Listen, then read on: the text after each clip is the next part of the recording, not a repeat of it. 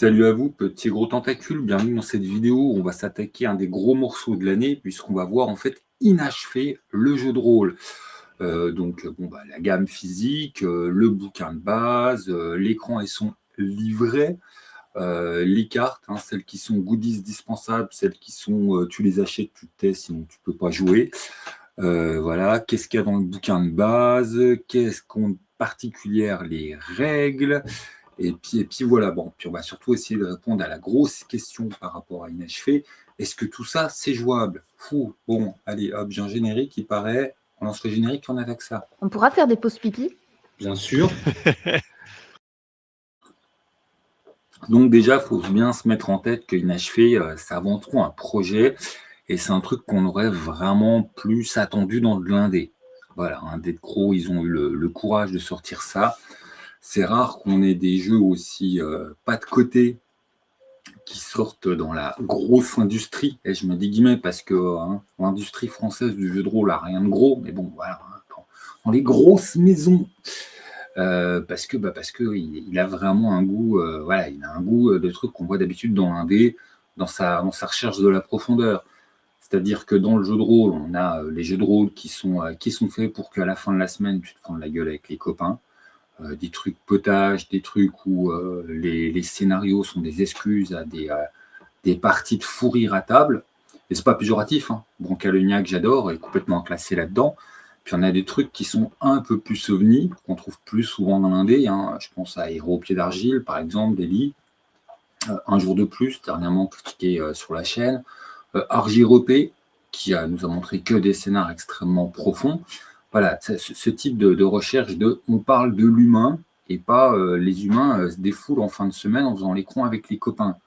Bon, les gros éditeurs ont aussi des propositions sérieuses, hein. Je ne veux pas dire que d'un côté, les seuls trucs sérieux qui se font, c'est de l'indé. Inferno a un fond très sérieux, Les Squelettes a un fond très sérieux en solo. Voilà. Mais bon, là, je trouve qu'Inachevé, ça monte le cran un petit peu haut, des profondis. Hein, voilà, bon, on va arrêter le name dropping. Mais Inachevé, ça s'inscrit clairement dans les jeux qui ne sont pas faits pour la fin de semaine à se défouler parce que la semaine était difficile autour d'une bière pizza avec les copains.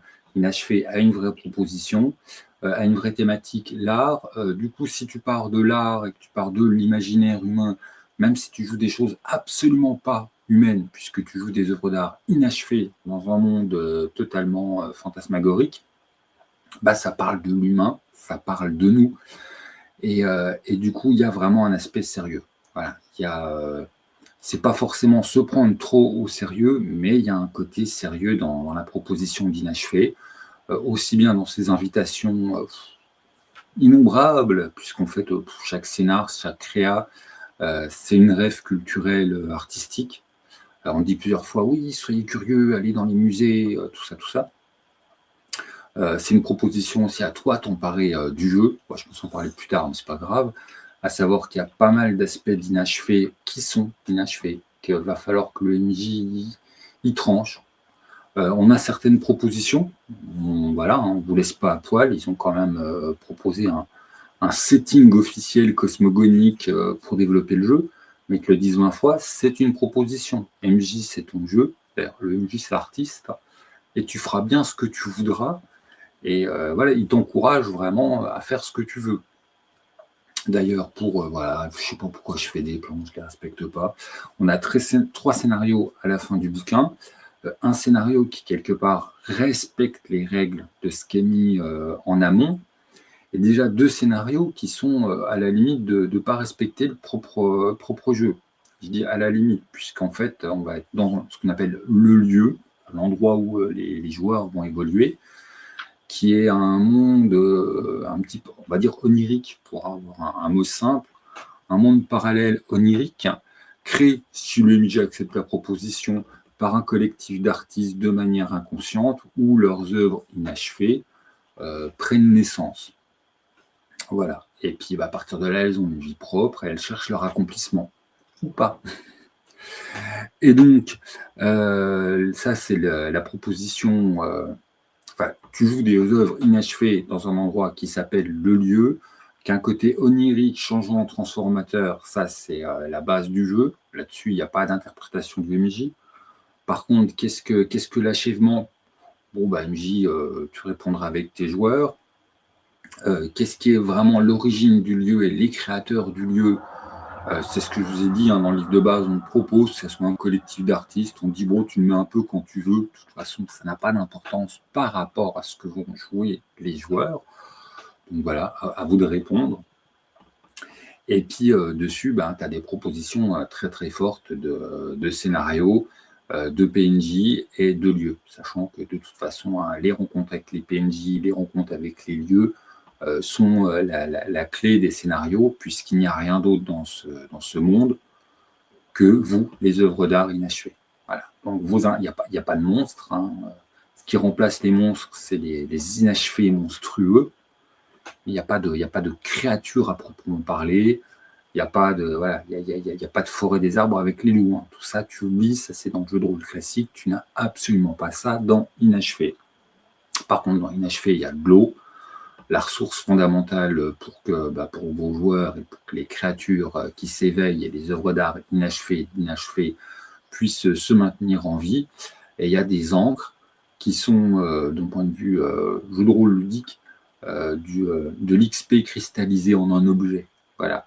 Seulement par rapport à qu'est-ce que raconte le jeu, les encres, c'est aussi autre chose, puisque c'est l'imaginaire des créateurs qui vient justement se cristalliser dans l'univers d'Inachevé et qui permet aux œuvres d'art inachevées, en se les incorporant en elles-mêmes, du coup de progresser. Toi, elles vont vers l'achèvement. Elles ont ramené de la créativité dans leur construction. Voilà, d'ailleurs, moi en tant qu'MJ, j'irai pas du tout dans tout ce qu'on me dit, oh, ça peut être ça, ça peut être ci.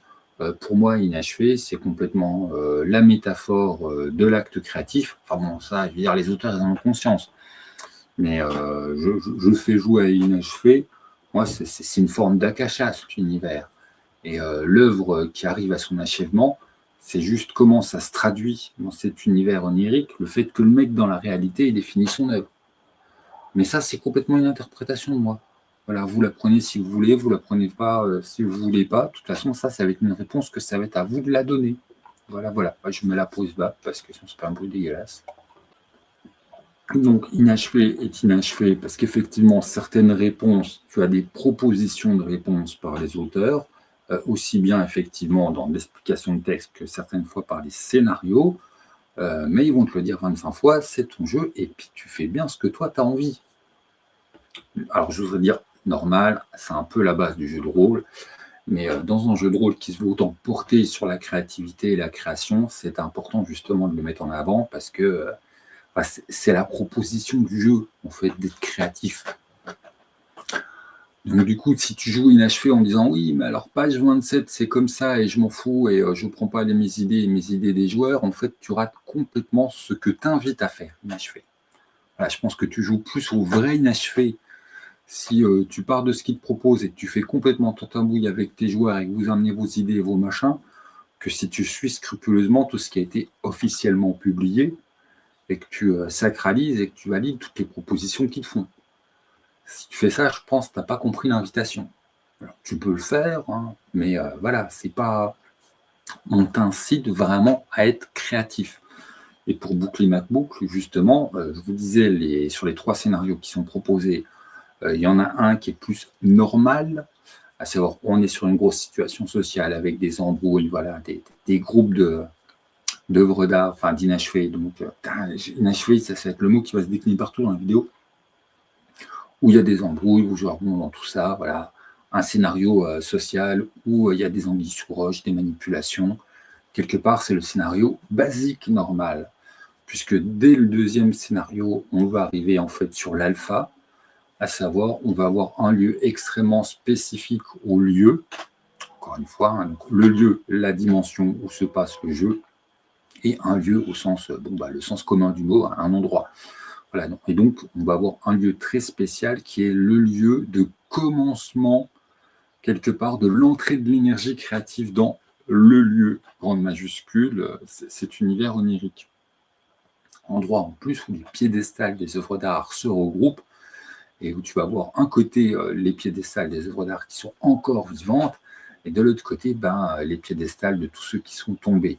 Voilà, donc d'un côté, tu as les projets en cours, et de l'autre, tu as les projets abandonnés, livrés à la décrépitude. Et en plus, dans tout ça, tu as un gardien. Un gardien qui est tellement important, qui est tellement spécial, qu'il est la couverture du bouquin. Voilà. Et ça, c'est spécifique au sens où, dans tout le bouquin, avant d'arriver sur ce scénario, on dit bien tout dans le lieu est mouvant, changeant, et va évoluer en fonction des alliances. Alors, les alliances, c'est les unions, c'est les groupes d'inachevés, et justement des propositions des joueurs et des inachevés. À savoir que ce monde onirique est influencé par ses habitants. Hein, et il influence lui-même ses habitants. Et il est influencé par les créateurs et l'imaginaire des gens qui le créent. Donc, au niveau de la cosmogonie de l'univers, des artistes qui créent les inachevés, au niveau de la réalité du jeu, de vous, MJ, et des propositions des joueurs et des autres participants de la gamme qui amènent des idées. Voilà, il y a des petits côtés méta dans le jeu. Hein. Voilà. Et tout ça pour dire qu'effectivement, donc, ce premier lieu va se proposer d'amener déjà quelque chose d'immuable. Tu as tout le bouquin, on dit le lieu est tout le temps changeant et tout. Boum. Deuxième scénario, tu as déjà la première exception. Il y a un truc absolument immuable. Il y a un gros trip de le commencement. Troisième scénario, il n'est pas immuable quand en fait il a tout autant de raisons d'être immuable. C'est après le commencement, tu as la fin. Voilà. L'île des morts, hein, le tableau de Brooklyn. Ouais, j'ai pas l'accent. Qui est repris pour la sauce inachevée et qui fait complètement partie du cycle cosmique de l'univers d'inachevé. Je ne vais pas trop spoiler pour ne pas plus vous gâcher la réponse, mais voilà, il y a quelque chose qui se pose dans le scénario numéro 2 avec les jardins qui aurait pu faire partie du lore officiel en termes non-proposition scénaristique, et c'est la même chose avec le scénario numéro 3. Et si on les intègre aussi dans des formes de scénar, c'est aussi parce que cette canonisation, ça dépend de vous, artistes, MJ, créatifs. Ça vous plaît, vous prenez. Ça vous plaît, mais vous voulez changer un truc, vous prenez, mais vous changez un truc. Vous trouvez ça génial, vous le prenez complètement. Et puis, vous réinventez des trucs par-dessus. C'est le sens même, de toute façon, de jeu. C'est souvent qu'on a des auteurs qui volontairement vont vous laisser des bulles d'appel d'air pour emmener la créativité du MJ. Mais par exemple, chez le même éditeur, c'était exactement le sens des propos du Grumpf, quand il disait il y a certaines règles qu'il a laissées légèrement floues pour que le MJ s'en empare et fasse sa popote. Là, c'est par rapport en fait pas mal au background et à l'univers, puisque les règles sont assez posées, cadrées, c'est béton. D'ailleurs, j'avais prévu d'en parler avant, parlons-en maintenant. Au niveau de la gamme, on a le livre de base, 55 balles. Hein, les mauvaises langues diront que c'est un peu un télo. C'est un peu un télo dans son écriture. C'est un peu hardbook, c'est complètement hardbook. Le bouquin, par exemple, il s'ouvre comme ça. Voilà, ça, c'est pas un défaut du livre. Hein, c'est fait pour que tu puisses ouvrir complètement et poser à plat, de manière à, quand tu as les illustrations, tu n'as pas la rayure dégueulasse et tu peux profiter des illustrations en plein. Voilà. Je vous ai pris une jolie illustration qui ne spoil rien des trucs spéciaux. C'était volontaire. C'est une illustration qui est dans un scénar, mais voilà, c'est pas un des trucs méga spéciaux de l'univers. Pose tracteur, des illustrations de type artbook, de toute façon, il y en a plein. Les textes sont très aérés, un peu comme un artbook, et il y a effectivement énormément de place qui sont laissées aux illustrations, puisque c'est pas un jeu de rôle où les illustrations ont été commandées pour illustrer le jeu. C'est un jeu de rôle en fait qui vient des illustrations. C'est Loïc et Tricky qui ont bossé dessus, et ça vient en fait des illustrations de Loïc. Du coup, voilà, les illustrations sont vraiment mises en avant. C'est pas de la déco au sens, elle n'illustre pas d'un point de vue secondaire un texte. C'est le texte qui vient habiller et enrichir l'illustration. On a une mécanique très simple qui, du coup, va être votre seul achat obligatoire en plus que vous ferez. Je suis obligé. Paquet de 32 cartes, 17 ou 17, 90 ou 50, je ne sais plus. Qui sont, en fait, ça va vous remplacer les dés. Et vu qu'il y a un principe d'attrition et d'usure qui n'est pas là pour rien, puisque en fait, il y a un problème d'usure et d'attrition dans l'univers de jeu, voilà. Vous pouvez vous amuser à remplacer ça par des jets de dés, et en comptant les jets de dés, mais vous n'aurez même pas l'effet que les statistiques du deck changent, puisque tu n'as pas le même nombre de cartes de chaque. Et effectivement, tu as une carte, je ne les ai pas rangées dans l'ordre, bien évidemment, tout va bien, hop, tu as la transcendance, tu as tiré long, alors là, c'est, voilà. Quand tu fais un truc, c'est la meilleure carte que tu peux tirer, c'est youpi. Il y a une autre carte qui va bien, mais moins bien que la transcendance, et puis voilà, ça descend comme ça. Vous noterez que l'illustration de la tronche se dégrade au fur et à mesure. D'ailleurs, par rapport à ça, c'est mon seul bémol. Le triangle, c'est avant le carré qui est vraiment, c'est la poussière, c'est c'est la catastrophe. Et je trouve que l'illustration de triangle n'a rien à envier à l'illustration du carré sur la notion de décrépitude. Alors que bon, si tu reviens sur la transcendance, hein, c'est évident que là c'est beaucoup plus accompli.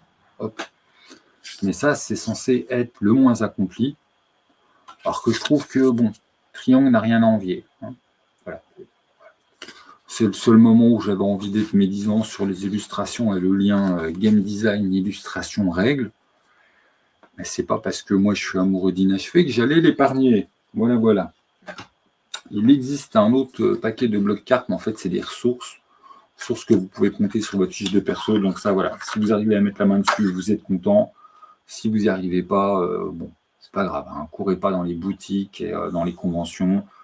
Il y a des symboles qui symbolisent le truc, on a des numéros qui sont importants.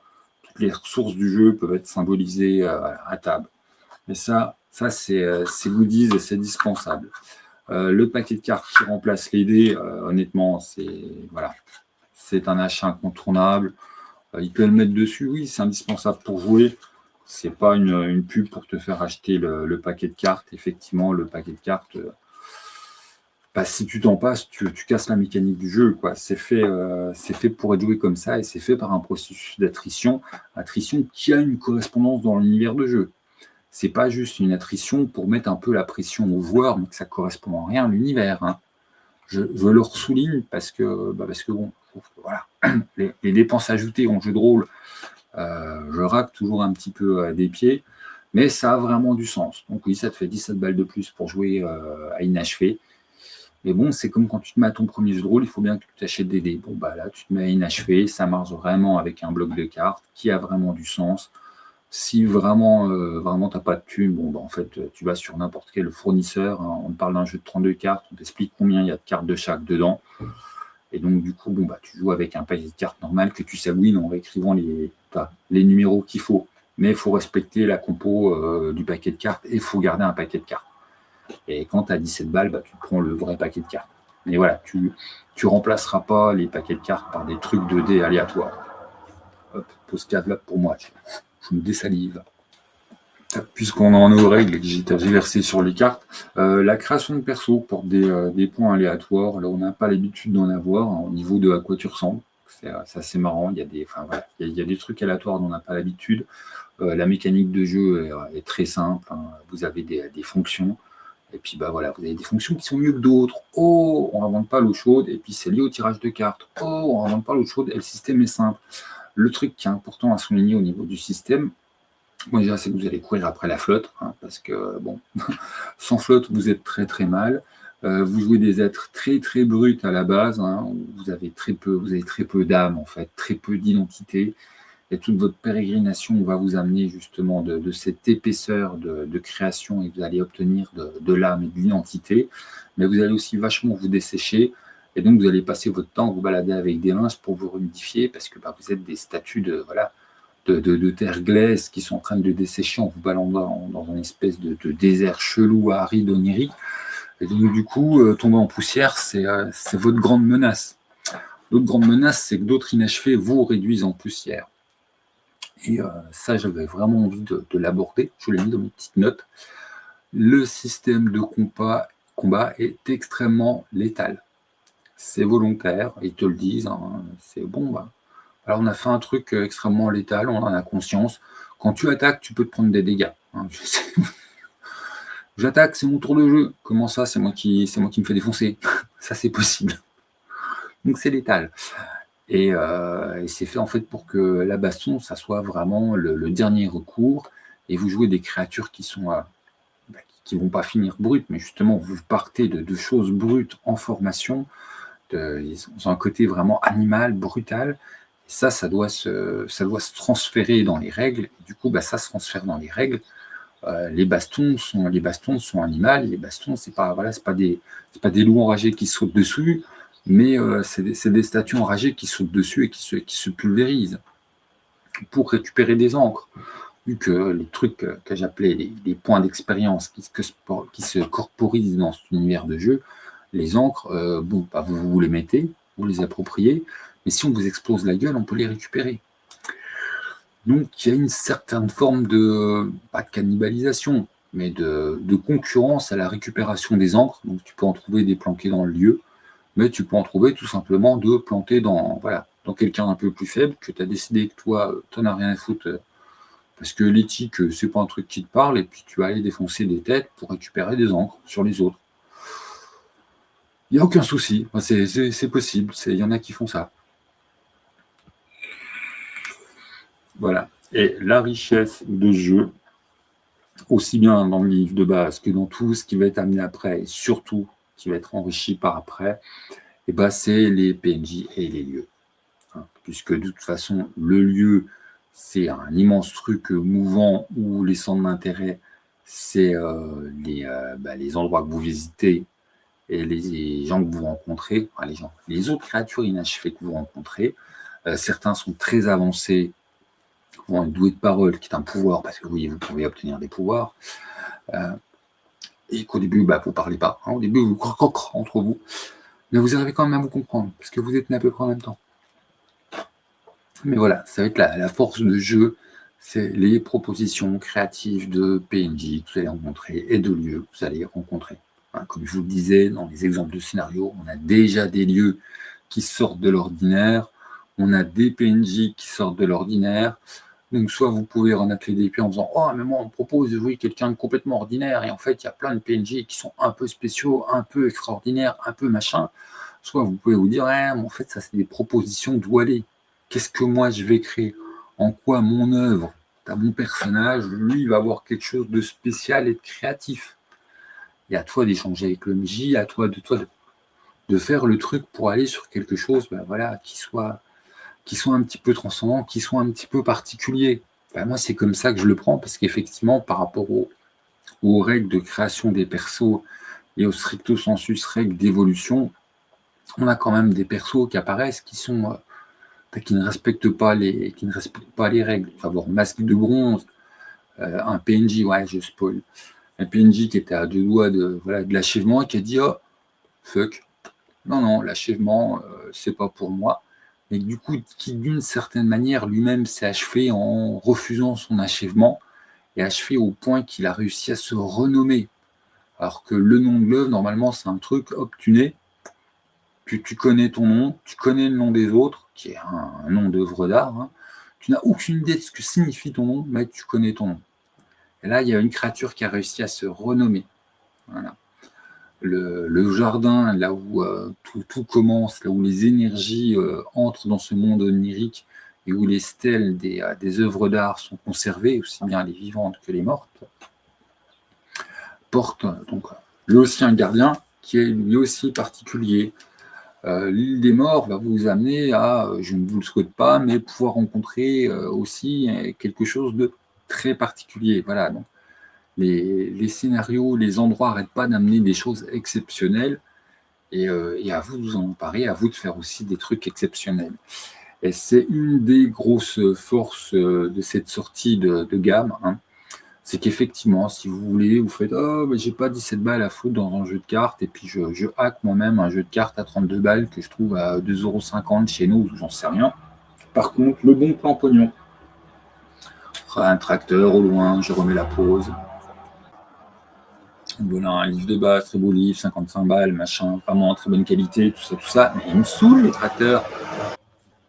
Les cartes à 17 et quelques, mais surtout ça, voilà, c'est à 40 boules, écran et livret. Et l'écran, déjà l'écran il est sublime, c'est un milieu préféré, l'île des morts, sauce inachevée.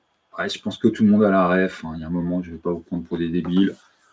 Côté MJ, on a toutes les règles qui le font bien et ça va bien vous permettre de voir que les règles sont simples. Il y a aussi des sources d'inspi là-dedans. Il n'y a pas que du côté de règles. Bon, tu as des petits rappels sur les listes d'enjeux et d'inspiration, tu as les idées de décor sur le pouce, voilà. Tu as des listes de noms d'inachevés et d'unions.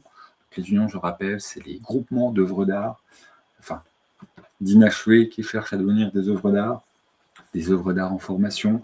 Tu as des noms d'inachevés, donc voilà, tu as à la fois le résumé des règles et quelques petits trucs pour peut-être improviser sur le pouce, choper un nom, inventer un truc. Et donc, oh, un écran à 40 balles, oh, mais des crocs, ils sont pas gentils. Bah, pas vraiment, parce que je trouve que c'est le point où tu peux absolument pas les attaquer, c'est qu'avec 40 balles, tu as aussi le supplément. Non, parce que ça, ils appellent ça un livret, moi j'appelle ça un supplément. Je veux dire, ça, on a dépassé le stade du livret d'écran. Hein. Et on s'est tous bien compris, c'est l'écran, en dur, 3 volets, superbe, et le supplément, qui sont à 40 balles. Et donc, dans ce supplément, bah, ça s'appelle recueil d'endroits, et soyons clairs, c'est exactement ça, c'est le recueil d'endroits. Et soyons clairs, c'est tout ce qui pouvait manquer à la fin de la lecture d'inachevé. C'est-à-dire, si vous êtes extrêmement créatif et que ça vous parle et que ça résonne en vous, ça, vous auriez pu faire partie des auteurs. Parce que c'est un collectif. Hein. C'est pas juste, voilà, c'est pas les auteurs du livre de base, Tricky et Loïc, qui reviennent. Si vous vous sentez un peu oulala, mais c'est perché, mais où vais-je, mais coudon, que puis-je faire, voilà. Tu as ça qui va t'amener, en fait, plein de gens qui ont tripé sur le jeu et qui ont fait leur endroit, leur PNJ, leur leader-brouille, leur truc un peu spécial à eux. Et c'est clairement le dernier blanc-seing que tu avais besoin pour qu'on te replante la dernière encre dans ta caboche d'argile qui t'explique bien, crée ton monde, voilà, empare-toi du truc. Quand je dis qu'on vous le dit 10 fois, on vous le dit 20 fois, enfin, je ne compte plus le nombre de fois où j'ai lu, bon, emparez-vous du truc. Allez dans un musée. Bon, aller dans un musée, on ne le répète pas 25 fois, mais il y a vraiment une grosse volonté que le MJ, l'artiste, s'empare du jeu et amène sa créativité. Et j'oserais même dire, on n'est pas dans les jeux collaboratifs et grosses mécaniques collaboratives, machin, mais MJ, il faut aussi que vous preniez des sources d'inspiration des joueurs, surtout qu'à l'intérieur de l'univers d'Inachevé, les joueurs, par leur volonté, leurs recherches, leurs envies, vont modeler l'univers autour d'eux sans le savoir. Donc toi, en tant qu'MJ, quand tu écoutes tes joueurs, faut que tu sois attentif, puisqu'en fait, leur volonté de joueur est censée se matérialiser dans l'univers à un moment ou un autre. Leur recherche, là, c'est un peu, s'ils cherchent absolument quelque chose, à un moment, ils vont y aller parce que leur volonté va transformer le lieu et va faire qu'ils vont y aller. Il n'y a pas de géographie physique fermée, tu n'as pas de carte du lieu, ça n'a pas de sens. Tu peux passer d'un endroit à l'autre sans t'en rendre compte, tu peux être emmené par une tempête, tu peux franchir une porte et nous sommes dans un paysage totalement autre. Ce qui fait que les envies, les lubies, les choses portées par les joueurs, à un moment, toi en tant qu'MJ, tu dois piocher dedans en 12D pour leur proposer des rencontres entre ta créativité et ce qu'ils ont manifesté de leur créativité à table. Ce qui n'est pas simple. Ce qui n'est pas simple.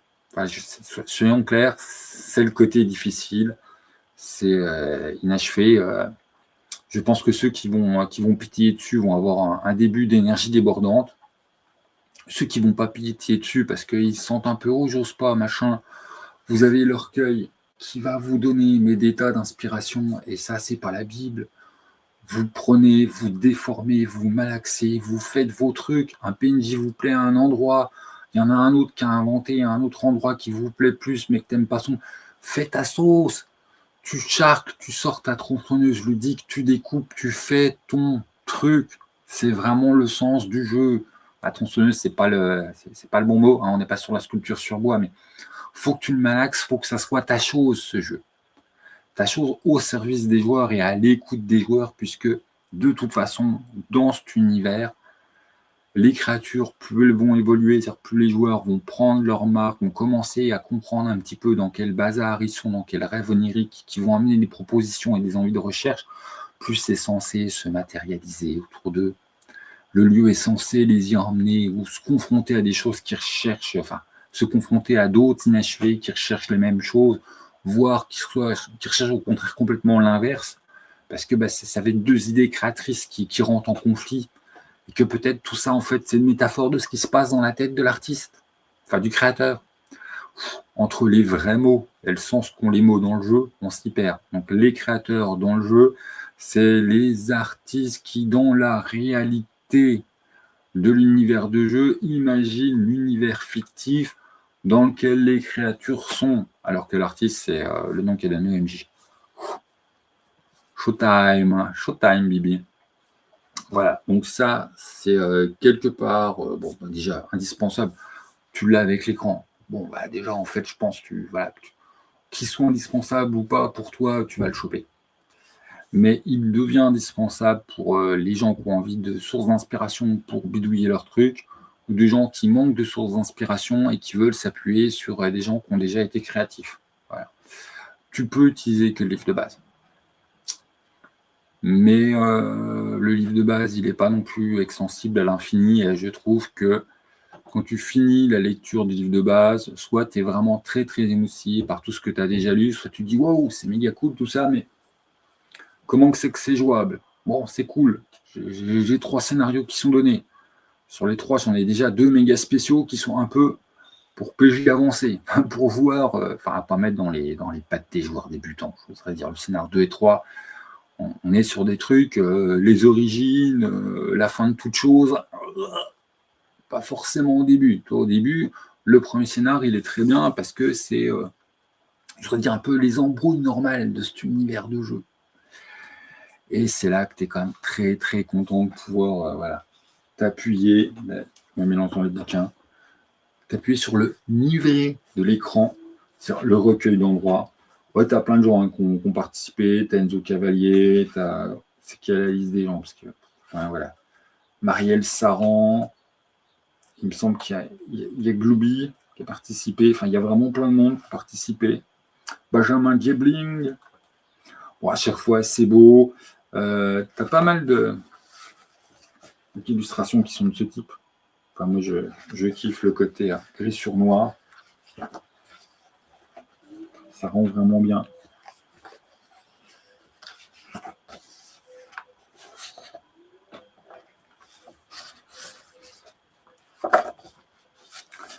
Et puis, ouais, c'est ça, hein, c'est plein de lieux, plein de PNJ. C'est une immense, immense, immense boîte à outils. Voilà. Je vais arrêter de baver pour moi, hein, parce que bon, le but, c'est là, en plus, je vous l'ai déjà montré de page. Ah, d'ailleurs, pour ceux qui aiment connaître le nombre de pages, ouais, on est sur un livret cartonné comme livret d'écran qui monte à, de mémoire, c'est 140 et quelques. Ah c'est pas 140 et quelques, c'est 140 tout rond, la dernière est blanche, donc voilà. 139, et encore, hein, la 139, on ne devrait pas la compter. Et toi, ce page noir est tellement d'ambiance, enfin, ça passe bien, quoi. On est dans quelque chose qui est vraiment sublime. Donc, je voudrais dire, les mauvaises langues, si vous voulez y aller, c'est un jeu de rôle d'esthète et un petit peu à tendance intello. Oui, défoulez-vous, dites-le, je vois pas comment on peut nier ça. Même si justement, ça se veut pas un truc intello élitiste renfermé ligueux, c'est vraiment au contraire une porte d'invitation à aller s'emparer du truc, à aller s'intéresser à l'art, puis pas d'ailleurs que l'art contemporain, vraiment à l'art, les productions humaines, j'essaye de donner du sens en tripatouillant la matière. Dans la plus grande définition que tu peux avoir de l'art. L'art, à partir du moment où tu ne vises pas du fonctionnel pour que ce soit utile dans la réalité, pas un truc matérialiste à la Marx, mais voilà, tu vas tripatouiller la matière pour donner du sens à l'existant. Bon, voilà, tu es dans l'inachevé. C'est un peu une proposition forte, hein. C'est un peu un truc que fait l'humain depuis qu'on a des traces de l'humain. Voilà, hein, tu pouvez y triper sur, vous faites Lascaux à votre sauce, enfin, des Vénus, allez-y, enfin, c'est fait pour.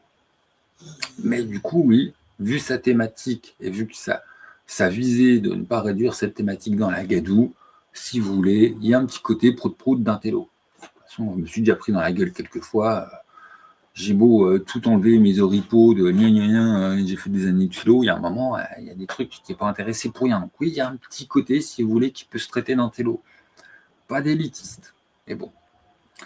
On peut aussi se permettre de dire ah non, moi je veux du jeu de rôle à l'ancienne avec 2 colonnes, plein de textes, je veux pas acheter un artbook.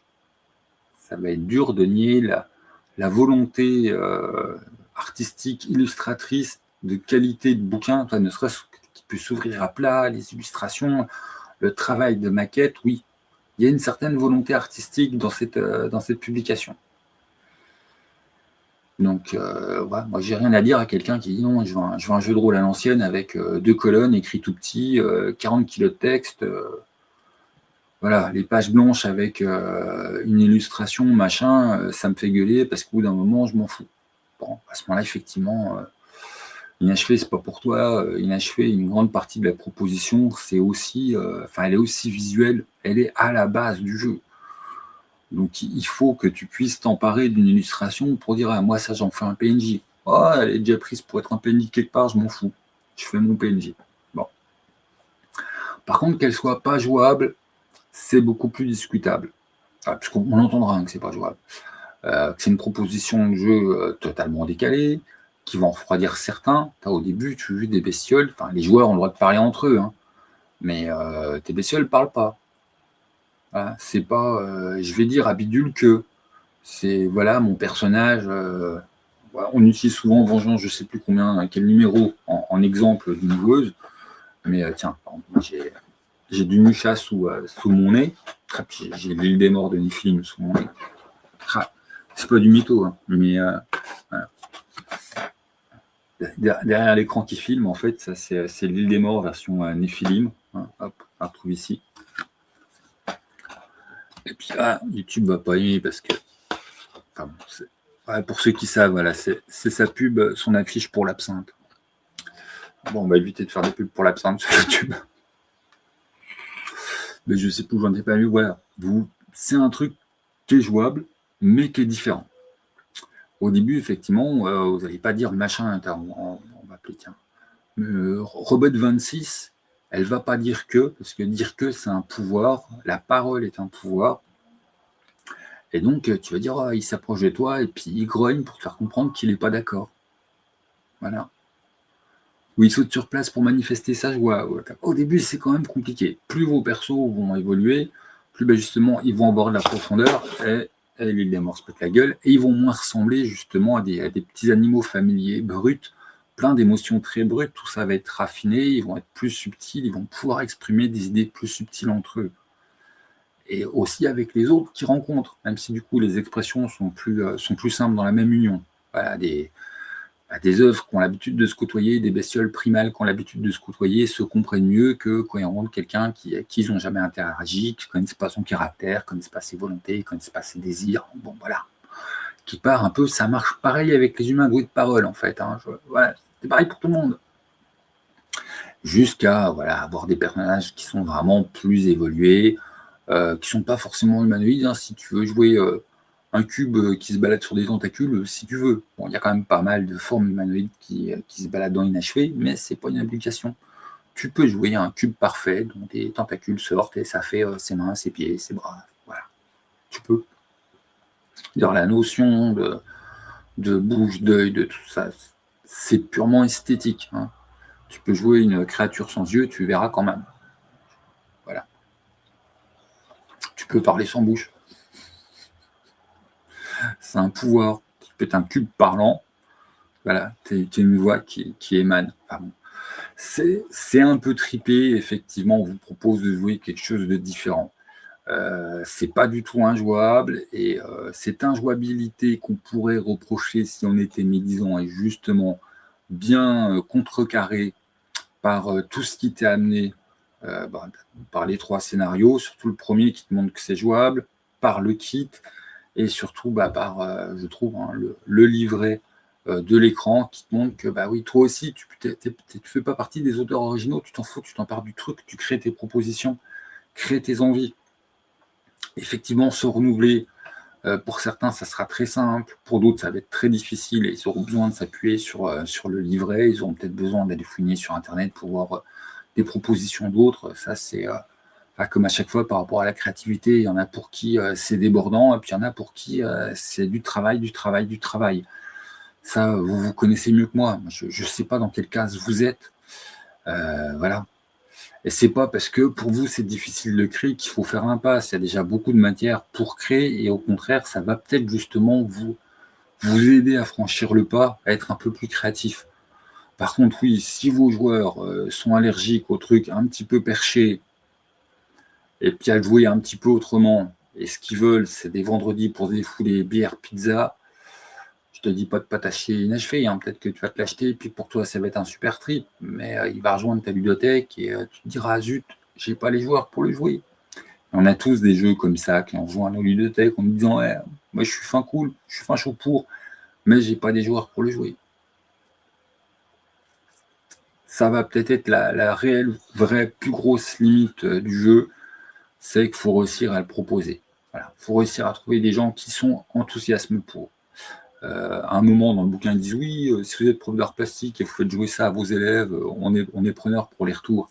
Ah, c'est sûr, ça peut être cool, mais quand j'ai vu ça, je me dis: «Ouais, moi je connais pas mal de proviseurs que si un prof d'art play s'amuse à transformer ses cours en, on passe par inachevé pour faire», ça pourrait mal se passer. Voilà, je pense qu'il y a plein de profs d'art plat qui vont être d'accord et qu'il y a plein de proviseurs qui vont faire: «Ouais, c'est quoi ça?» Il y a vraiment une vraie volonté d'être une porte ouverte au monde artistique et donc bah, forcément, il y a une vraie volonté à ce que les participants, MJ, créatifs annexes, enfin voilà, s'emparent du truc et amènent leurs propositions.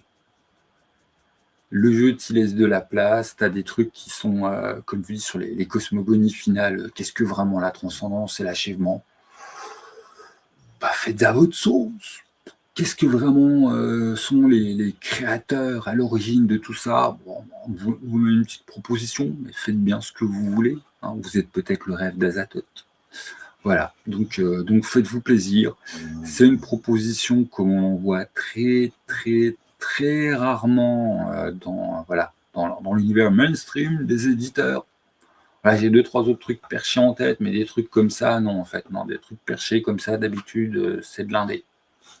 Il y a des éditeurs qui prennent du risque et puis qui publient des jeux qui racontent quelque chose, c'est indéniable. Mais là, on est quand même sur un truc un peu, voilà, un peu décalé, un peu osé, un peu, il a fallu y aller, hein. Alors les auteurs, ils remercient bien leurs éditeurs: «Merci d'avoir créé ce projet». Ouais, tu m'étonnes, c'était pas évident. Sur le coup, je pense que c'était cool, c'était cool. Donc Inachevé est une pure réussite. Ça sera indéniablement et à tous les coups un succès critique. Est-ce qu'il saura rencontrer un public pour réussir à perdurer? Je sais pas, je pense que ça va dépendre aussi. Est-ce que toi, quelles émulsions, quel rythme de créativité, on a? Enfin, je pense que le danger pour ce type de jeu, c'est d'avoir jamais rien d'autre qui ressort et là, il va devenir, voilà, une ref pour les sachants qui s'y connaissent en jeu de rôle, qui diront: «Putain, il y a eu ça, j'y ai joué 3 fois et c'était génial, mais bon, voilà». Puis après, on est retourné faire des donges. C'est une putain de pure proposition. Ça, c'est indéniable. Ça sera un succès critique, c'est indéniable. Ça peut être un succès commercial tellement, enfin, le truc, il est beau et puis tu peux craquer à l'acheter au détour d'une boutique, machin. Est-ce que ça sera le jeu le plus joué en club? Bon, ben, c'est un jeu de niche, donc non. Est-ce qu'il arrivera à survivre dans le temps? Ben, ça va dépendre de sa communauté, ça va dépendre de ses auteurs, ça va dépendre de l'éditeur. Je pense qu'effectivement, la solution, elle est là, hein. C'est faire ce type, voilà, des crocs. Ça, faut en refaire. Et on gueulera pas si c'est pareil à 40 balles, mais sans l'écran, hein. Je veux dire, c'est ce qui donnera la vie à Inachevé. Donc je sais pas s'il y a d'autres projets derrière. Je croise les doigts pour qu'il y ait d'autres projets derrière, pour que le jeu, voilà, ne périclite pas comme, ces super trucs géniaux que bon, quand tu essaies de convaincre tes potes, tu te manges vite un mur. Et voilà, hein, moi je suis un grand fan, de De Profundis. Bon ben, j'en bave pour faire des convertis. Et voilà, j'ai peur qu'un truc aussi innovant qu'Inachevé se prenne les mêmes limites, quelque chose d'aussi innovant dans un tout autre registre, hein, beaucoup plus littéraire et beaucoup moins justement d'apporter sur les illustrations, sur l'art visuel. On est sur l'art littéraire, hein, dans des profondis, mais on est dans cette même vibe de allez-y les gens, mettez-vous à l'art. Ah, bon, bah, bon, ouais, voilà. Bon, j'arrête de tergiverser. J'espère qu'il y aura d'autres trucs qui vont arriver pour Inachevé. Pas forcément le mois prochain, hein, ça peut sortir dans 2 ans, mais ça serait bien qu'il y ait un petit truc qui sort tous les 2 ans pour enrichir Inachevé, sa collection, et que ce soit pas juste un ovni, que tout le monde fasse c'est beau, que tous les critiques fassent c'est génial, que les collectionneurs mettent dans leur ludothèque, mais qui soit emparé, malaxé et qu'il y ait des propositions de jeux par une communauté. Bon, ouais, je tergiverse. Voilà, donc Inachevé, livre de base, un best-of, machin. L'année prochaine, lui, il gagne des prix, hein, c'est pas plus compliqué que ça, c'est écrit d'avance. Pour les traînes des pieds, le jeu de cartes est indispensable à la mécanique, mais vous pouvez le hacker. Voilà, avec un jeu de cartes 32 à 3 francs 50 que vous réécrivez dessus. Donc, vous avez le vrai qui est beaucoup plus joli. Les petits goodies de ressources, c'est sympa si vous les avez. Si vous les avez pas, ça ne vous empêchera absolument pas de jouer. Ça, c'est pas grave. Et l'écran à 40 balles, il est superbe, il est en dur et il a un pur livret qui est vraiment le super bon plan éditorial. Il ne doit pas se faire beaucoup sur l'écran tellement d'habitude c'est le prix d'un supplément tout court. Voilà, donc c'est cool. Voilà. Très bonne gamme, très bon départ de gamme. Je croise les doigts pour que voilà, pour qu'Inachevé, il est bon, qu'il soit pas sur un jour, mais qu'il y ait des petites piqûres de rappel sur ce jeu existe, ce jeu est bon. Voilà, voilà. Et salut les gens, jouez bien.